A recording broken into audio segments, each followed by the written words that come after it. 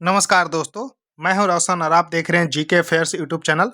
दोस्तों, इस चैनल पे आपको प्रीवियस ईयर पेपर का डिस्कशन मिल जाता है, तो आप लोग जरूर इस चैनल को सब्सक्राइब करके बेल आइकन को प्रेस रखिए। दोस्तों, हम यहाँ पर बहुत ही महत्वपूर्ण जो है क्वेश्चन पेपर डिस्कस कर रहे हैं। बीपीएससी सिविल सर्विस एग्जामिनेशन का 30th बीपीएससी का पेपर हुआ था 1992-93 में। तो इसमें जो है पहला पार्ट्स हम डिस्कस कर चुके हैं ऑलरेडी। प्लेलिस्ट में आपको मिल जाएगा बीपीएससी प्रीवियस पेपर का। आप प्लेलिस्ट देखेंगे तो उसमें पहला पार्ट्स 38वें बीपीएससी का मिल जाएगा, ये दूसरा पार्ट्स है। तो इसको ध्यान से देखिएगा और अपना नोट्स भी साथ में बनाते चलिएगा। और टेलीग्राम चैनल से जुड़ सकते हैं, यहाँ पर बहुत सारे पीडीएफ प्रोवाइड करवाए जाते हैं। और आपके पास भी देखिए किसी भी एग्जाम का क्वेश्चन पेपर होता है तो gkfairs25@gmail.com पे भेज सकते हैं, ताकि इसके भी हम यहाँ पर डिस्कस कर सकें। अब देखिए क्वेश्चन नंबर 16 यहाँ पर आप लोगों के सामने है। अब देखिए क्वेश्चन नंबर 16 है कि queen Victoria was appointed as a empress of India, यानी कि महारानी विक्टोरिया को भारत की महारानी कब नियुक्त किया गया है। ध्यान रखिएगा, यहाँ पर आपको सबसे पहले थोड़ा सा टाइम लाइन बताता हूँ कि 1857 की जब क्रांति हुई थी, ध्यान रखिएगा 1857 का जब रिवोल्ट हुआ था, 1857 की क्रांति, तो उसके बाद भारत की सरकार जो है ईस्ट इंडिया कंपनी, पहले ईस्ट इंडिया कंपनी 1857 से पहले ईस्ट इंडिया कंपनी के हाथों में भारत की सत्ता थी। लेकिन उसके बाद क्या हुआ कि क्राउन को हस्तांतरित कर दिया गया है और गवर्नर जनरल के पद को अब वाइसराय का जो है यहाँ पर पद दे दिया गया और फर्स्ट वाइसराय बने थे कैनिंग। तो इसको ध्यान रखिएगा, फर्स्ट वाइसराय बने थे भारत के लॉर्ड कैनिंग, इसको ध्यान रखिएगा। उसके बाद यहाँ पर ध्यान रखिएगा कि यूके के जो प्रधानमंत्री थे, यूके पीएम थे, ध्यान रखिएगा बेंजामिन डिज़राइली, बेंजामिन डिज़राइली ने यहाँ पर ध्यान रखिएगा रॉयल टाइटल एक्ट लाए। क्या लाए? Royal title act. कब में? तो 1876 में। तो कई बार ये भी पूछा गया है कि रॉयल टाइटल एक्ट कब लाया गया? 1876 में। इसके तहत महारानी विक्टोरिया को भारत की महारानी 1877 में नियुक्त किया गया। तो करेक्ट उत्तर इसका सी सही होगा, इसको जरूर ध्यान रखिएगा। 1877 इसका सही उत्तर हो जाएगा। तो इसको ध्यान रखिएगा, पूछा जाएगा कि जब महारानी विक्टोरिया भारत की महारानी बनी तब कौन यूके के पीएम थे? तो बेंजामिन डिज़राइली थे, इसको जरूर ध्यान रखिएगा। तो करेक्ट उत्तर इसका सी सही उत्तर हो जाएगा। उसके बाद देखिए क्वेश्चन नंबर 17 आप लोगों के सामने है कि whom did Mahatma Gandhi consider his political गुरु, यानी कि महात्मा गांधी किसे अपना राजनीतिक गुरु मानते थे। जी हाँ, राजनीतिक गुरु किन्हें मानते थे, तो इसको ध्यान रखिएगा। तो यहाँ पर गोपाल कृष्ण गोखले इसका सही उत्तर हो जाएगा। तो करेक्ट उत्तर इसका गोपाल कृष्ण गोखले इसका सही उत्तर होगा, इसको जरूर ध्यान रखिएगा। यानी कि गोपाल कृष्ण गोखले के अगर हम बात करते हैं तो ये महात्मा गांधी के मेंटर भी थे, पॉलिटिकल गुरु भी थे और एक सोशल रिफॉर्मर थे भारत के, इसको जरूर ध्यान रखिएगा। और इन्होंने जो इंडियन नेशनल कांग्रेस के जो 1905 का जो सेशन हुआ था बनारस का, ध्यान रखिएगा, बनारस की 1905 सेशन का इंडियन नेशनल कांग्रेस के अध्यक्ष भी रहे थे, इसको ध्यान रखिएगा। और इन्होंने सर्वेंट्स ऑफ इंडिया सोसाइटी की स्थापना 1905 में, ध्यान रखिएगा 1905 पुणे में इन्होंने सर्वेंट्स ऑफ इंडिया सोसाइटी की भी स्थापना की। तो क्वेश्चन पूछा जाएगा कि सर्वेंट्स ऑफ इंडिया सोसाइटी की स्थापना किसने की? तो गोपाल कृष्ण गोखले ने 1905 में पुणे में, और महात्मा गांधी के पॉलिटिकल गुरु मेंटर थे, इसको भी जरूर ध्यान रखिएगा। उसके बाद देखिए नेक्स्ट क्वेश्चन आप लोगों के सामने है कि Simon commission first came to India in. तो सबसे पहले आपको ध्यान रख लेना है कि साइमन कमीशन का गठन यहाँ पर किया गया था to review the government of India act 1919। तो 1919 के गवर्नमेंट ऑफ इंडिया एक्ट, जिसको बोला जाता था मॉन्टेग्यू चेम्सफोर्ड यहाँ पर एक्ट, इसको ध्यान रखिएगा, मॉन्टेग्यू चेम्सफोर्ड रिफॉर्म। तो और उसको गवर्नमेंट ऑफ इंडिया एक्ट 1919 पे बोला जाता था। तो इसको रिव्यू करने के लिए ध्यान रखिएगा कि साइमन की अध्यक्षता में, यानी कि जॉन साइमन की अध्यक्षता में नवंबर 1927 में गठित किया गया था साइमन कमीशन। तो इसमें कुल मिलाकर यहाँ पर ध्यान रखिएगा कि 7 मेंबर थे और सभी यहाँ पर वाइट लोग ही थे, यानी कि श्वेत लोग ही थे, यहाँ पर ध्यान रखिएगा। और ये 2 बार भारत आया है, ध्यान रखिएगा 2 बार भारत आया है। पहला आया है 3 फरवरी 1928 को। तो 3 फरवरी, देखिए नवंबर 1927 में गठित हुआ, तो 3 फरवरी 1928 को पहली बार भारत आया, फिर आया यहाँ पर 11 अक्टूबर 1928 को। तो ये भारत 2 बार आया है। कई बार क्वेश्चन पूछे गए हैं कि दूसरी बार कब आया। तो देखिए पहली बार 3 फरवरी 1928 को, दूसरी बार आया 11 अक्टूबर 1928 को। जॉन साइमन इसके अध्यक्ष थे, 7 मेंबर थे, सभी गोरे थे और 1919 के गवर्नमेंट ऑफ इंडिया एक्ट को रिव्यू करने के लिए इसको बनाया गया था। तो इस तरह से इसका, अब देखिए फर्स्ट केम टू इंडिया, तो पहली बार पूछा गया है कि भारत कब आया, तो 3 फरवरी 1928 को। तो करेक्ट उत्तर इसका बी सही होगा, इसको जरूर ध्यान रखिएगा। अब देखिए क्वेश्चन है कि who led the movement of the separate state of the Pakistan. तो देखिए यानी कि अलग पाकिस्तान राज्य के आंदोलन का नेतृत्व किसने किया था। तो इसको थोड़ा सा ध्यान रखिएगा कि किसने किया था। तो यहाँ पर मोहम्मद अली जिन्ना इसका सही उत्तर हो जाएगा। तो यहाँ पर ध्यान रखिएगा, मोहम्मद अली जिन्ना इसका सही उत्तर होगा। करेक्ट उत्तर इसका डी यहाँ पर सही उत्तर होगा।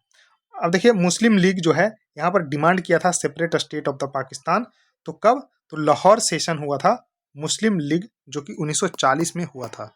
तो इसको ध्यान रखिएगा, मुस्लिम लीग का जो सेशन 1940 में लाहौर में हुआ था और इसको मोहम्मद अली जिन्ना ने ही यहाँ पर 2 नेशन थ्योरी का यहाँ पर कॉन्सेप्ट दिया था। इसको जरूर ध्यान रखिएगा। तो यहाँ पर थोड़ा सा ध्यान रखिएगा कि सेपरेट पाकिस्तान का मूवमेंट मोहम्मद अली जिन्ना ने ही नेतृत्व किया था। इसको जरूर ध्यान रखिएगा। उसके बाद देखिए क्वेश्चन है कि when was the Indian national Congress established, यानी कि भारतीय राष्ट्रीय कांग्रेस की स्थापना कब हुई थी। तो 1885 में हुई थी। जी हाँ, 1885 में हुई थी। लॉर्ड डफरिन जो है यहाँ पर ध्यान रखिएगा, उसमें भारत के वायसराय थे। तो 28 दिसंबर 1885 को बम्बई में हुआ था, ध्यान रखिएगा। और ए ओ ह्यूम जो है इसके संस्थापक थे, ध्यान रखिएगा। तो ए ओ ह्यूम यानी कि एलन एक्टोबियन ह्यूम के द्वारा जो है स्थापना किया गया था। तो फर्स्ट सेशन 1885 में हुआ था बम्बई में, तो गोकुल दास तेजपति संस्कृत कॉलेज में। यानी कि ध्यान रखिएगा पहला सेशन 1885 में कहाँ पर हुआ था, बम्बई में हुआ था। ध्यान रखिए कहाँ पर, तो गोकुल दास तेजपाल संस्कृत कॉलेज में। और जिसके प्रेसिडेंट रहे थे व्योमेश चंद्र बनर्जी, और यहाँ पर सेक्रेटरी यानी कि जनरल सेक्रेटरी रहे थे ए ओ ह्यूम, जो कि इसके संस्थापक थे। लॉर्ड डफरिन के समय में, यानी कि भारत के वायसराय उस समय कौन थे, तो लॉर्ड डफरिन थे। तो इस्टेब्लिश कब हुआ था, तो डी 1885 में हुआ था। इसको जरूर ध्यान रखिएगा।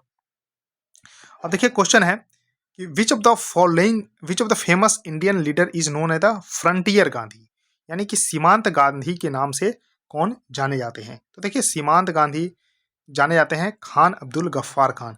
तो करेक्ट उत्तर इसका होगा ए, खान अब्दुल गफ्फार खान इसका सही उत्तर हो जाएगा। इसको जरूर ध्यान रखिएगा। और इन्होंने जो है एक मूवमेंट शुरू किया था, खुदाई खिदमतगार मूवमेंट इन्होंने शुरू किया था। इसको जरूर ध्यान रखिएगा। तो करेक्ट उत्तर इसका ए सही होगा, इसको जरूर ध्यान रखिएगा। उसका देखिए क्वेश्चन है कि the country that exports the highest amount of the petroleum. तो देखिए पेट्रोलियम का सबसे बड़ा यहाँ पर एक्सपोर्टर यानी कि निर्यातक देश पूछा जा रहा है, कौन है।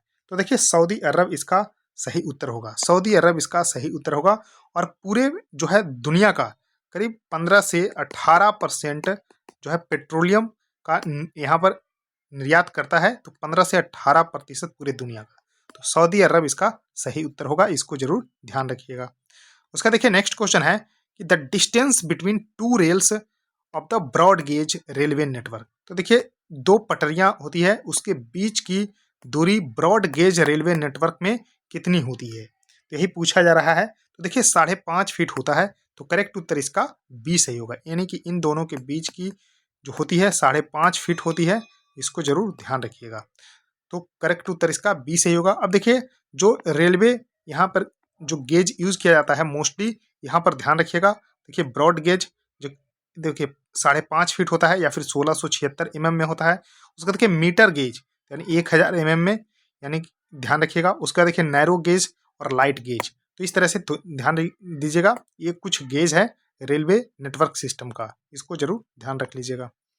अब देखिए क्वेश्चन है कि निकोलस कॉपरनिकस किसके लिए प्रसिद्ध थे। तो यानी कि कॉपरनिकस यहाँ पर ध्यान दीजिएगा। तो इन्होंने प्रस्तावित किया था कि ग्रह जो है सूर्य के चारों ओर घूमते हैं, यानी कि he propose that the planet revolve around the sun, यानी कि ध्यान रखिएगा, यानी कि Nicolaus Copernicus better known for the discovering that not sun, यानी कि सूर्य जो है अपनी जगह स्थिर है और प्लैनेट उसके जगह जो है, प्लैनेट जो है उसके आसपास जो है घूमते रहता है, यानी कि रिवॉल्व अराउंड द सन।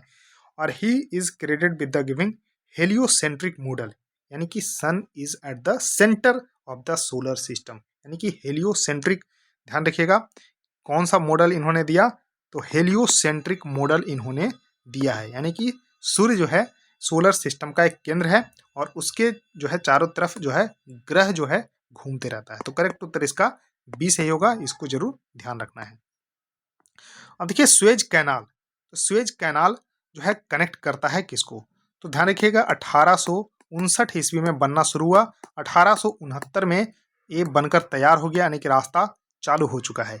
तो इस तरह से ध्यान रखिएगा, तो ये किसको कनेक्ट करता है, तो स्वेज कैनाल इजिप्ट में है, यानी कि मिस्र में है, और ये मेडिटेरेनियन सी को रेड सी से कनेक्ट करता है। तो मेडिटेरेनियन सी को यहाँ पर कनेक्ट करता है, ध्यान रखिएगा ये रेड सी से। तो करेक्ट उत्तर इसका ये सही होगा, यानी कि भूमध्य सागर को लाल सागर से कनेक्ट करता है स्वेज नहर। तो इसको जरूर ध्यान रख लेना है।